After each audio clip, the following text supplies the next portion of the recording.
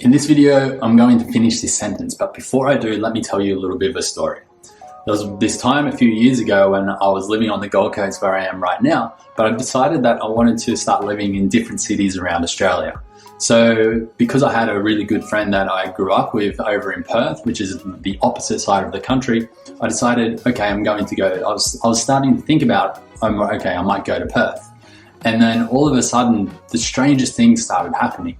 Firstly, I had a client who come into the gym. I was a personal trainer at the time, and he just started talking about Perth, and he's talking about some of the girls that he'd met in Perth and how some of his friends were over there.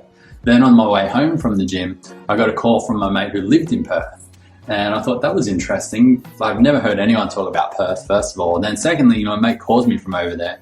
And then something else happened that night that talked about Perth as well. So I sort of took that as a little bit of a sign to say, okay, maybe that could be my first stop on this next journey that I'm about to embark on. So that was about 6 years ago that happened. I did a few searches on the internet, saw that the housing was quite reasonable over there. I saw that there was quite a few gyms around, and literally the next day I went into the gym, told my manager at the gym, I'm going to be leaving in 2 weeks, and I packed up all of my stuff and went across to Perth.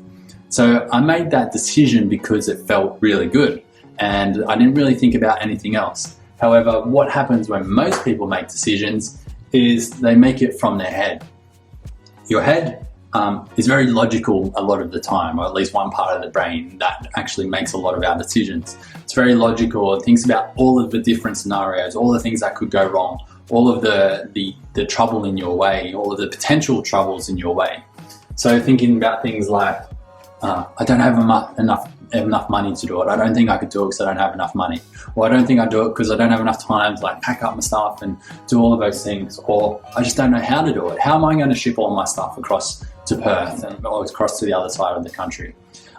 Well, that could be any type of decision. Maybe you want to leave your job because you're not happy in it. However, you feel like you don't have enough money saved up in case you don't get another job, or you don't have enough time to actually get out there and search for new jobs, or you just don't know what else you would do. You don't know if anyone else is going to hire you, but because you're trying to justify it, because it comes back to this one thing, fear. The only reason you can be fearful is because you're thinking about the how. You're not thinking about how it feels, right? So that's story number one. So I did it. I went across to Perth and I lived there, ended up living there for 18 months. As soon as I got there, I found a gym that I could be training people at within a couple of months. And then I actually went into another job, which was completely unexpected, but was perfect, because at that same time I worked in that full-time job, built a business on the side. After 12 months of working in that job and building my business on the side, I decided to quit. I was like, okay, I've got my business in a place now where I can actually quit and focus on my business, online business full time. Went and lived in Bali, and that month when I was living in Bali, we did $50,000 in sales, which is about 70,000 Australian dollars at the time, which is pretty awesome, right? So because I trusted myself, because I followed the feeling that I felt rather than focusing on the how, the logic, I actually got a really good result from that. So what that leads into is the next part is, let's say you make that decision and it doesn't actually go very well, then you're probably going to be pretty upset about that, right?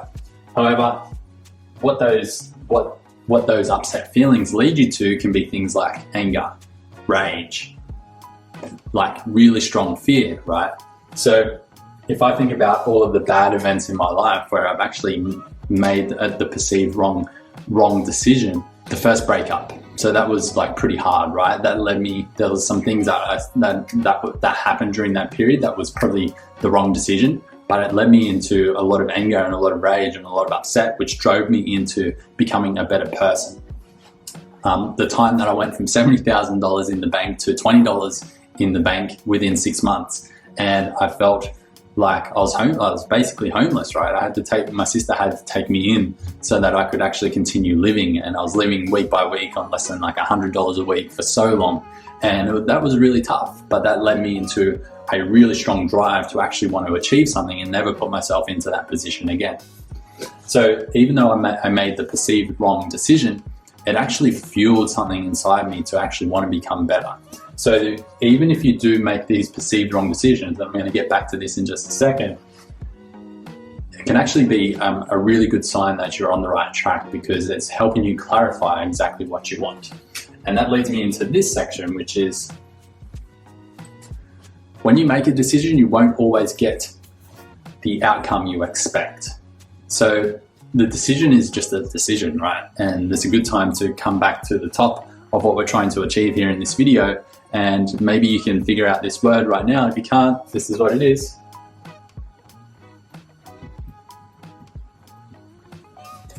You can't make a wrong decision. It's as simple as that. So many people are terrified of the decisions that they have to make on a daily basis. However, there's no right or wrong. It's just a decision. When you're making a decision, do you feel good? If you feel good, then trust the process, because you're making that from being in a place of alignment, which means no matter what happens from that point on, it's actually going to be the right one. And the perfect example of this is, let's say that this actually happened to me last year. So I was going back down to Newcastle to see my family for Christmas. It was the start of December. I was in the van. I was driving down the street, and I got to a certain place on the highway, and my tire, back left-hand tire of the van, literally just exploded. For some strange reason, I didn't freak out. I just simply pulled over, and I was like, okay, this is interesting. Started to change the tire. Realized that because I still had 8 hours to travel, that I should probably get this fixed before I continue on. Drove into the closest town and just missed the time that the tire shop was open, so I had to wait till the next day. And as I settled in for the night, I was like, I don't know why, but for some strange reason, I feel like this has been a really good thing.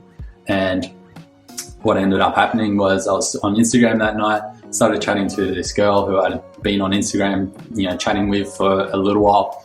We decided to meet up the next day because she lived nearby to this town that was, a few hours down the road from where I originally was. And we had an amazing relationship for a couple of months, and now still really good friends to this day. So if it wasn't for that tire exploding, I never would have met this person. I never would have created those memories. I never really would have had those really meaningful experiences in my life. So that's just one example, and this can happen so many times. If you're feeling good when you make a decision and something unexpected happens, like a tire exploding or a car crash or you lose your job, trust the process, because it's probably going to end up really good. Whereas if you feel bad, and we all make decisions from when we're feeling bad, right? We're human, that's what we do. Sometimes making a bad decision and having a bad outcome helps us clarify exactly what we want. Sometimes we just make the decisions on a whim because we're just used to that. It's just our process is just working, and we're not very intentional about the decisions that we make, so we don't get an intentional outcome. And sometimes they're bad, but what does a bad outcome help you do? It helps you clarify exactly what you want, so that you can be more specific about the things that you're asking for, so you can be more intentional about how you feel when you're making that decision. For years, before I even understood this concept, was any decision that any important, or really any decision that I wanted to make, I would go and meditate for 15 minutes. And at the end of the meditation, I would sit there for a couple of extra minutes and think about, okay, so if I say yes to this thing, how does that feel in my body? And if I say no to this thing, how does that feel in my body? And I would distinguish between how my body would feel, and one of them would feel much heavier. So I knew that I needed to make the decision that was much lighter. And that was pretty important. That was just a thing that I just naturally started to do after I started to understand that it was how you feel that was more important, rather than thinking about the logic behind it. Like, do I have the time? Do I have the money? Do I know what to do? How do you feel? Like, everything comes back to the feeling. There's a really great book, I think by Neville Goddard or something like that, where he talks about feeling is the secret. So remember the book, The Secret, Law of Attraction? The Feeling is the Secret was the title of his book. And so that's what so many people miss when they get to this topic of the law of attraction or the secret is the feeling behind what you're doing, not so much what you're doing. So I guess to wrap it up, you can't make a wrong decision. And I did want to talk about the things that help purify your decision making is getting rid of all of the things that affect how you feel. So from drugs and alcohol, they absolutely affect how you feel. Pharmaceuticals, they affect how you feel. The chemicals in the food that we eat pretty much mostly for all the processed stuff, that affects how you feel. So if you can strip away all of those things and start to detox and cleanse your body, you start to be really in touch with how your body feels in different moments.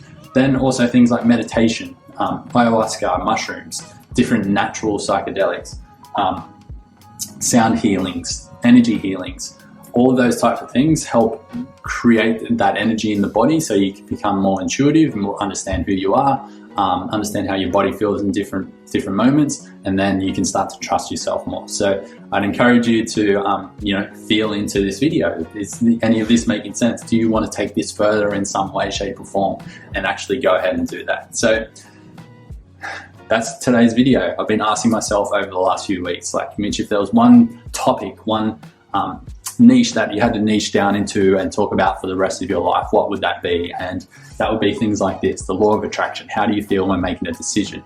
99.9% of the things that I've achieved in my life have come from me changing my mindset. And it's the how, like the tactics, the strategies, they're good, but until you get your mindset right, you're never going to have anything that you want. You're never going to do or have anything that you want and be happy about it. So focus on changing that mind. You will eventually start to make some progress into getting the things that you want or just feeling better, and it's going to be a lot more enjoyable and fulfilling life. So you can't make a wrong decision. Remember that next time you're making a decision, just make one, whatever feels best, and see what happens, and let me know. I'd love to hear from you. So if you're not subscribed yet, do that now. See you in the next video. Bye-bye.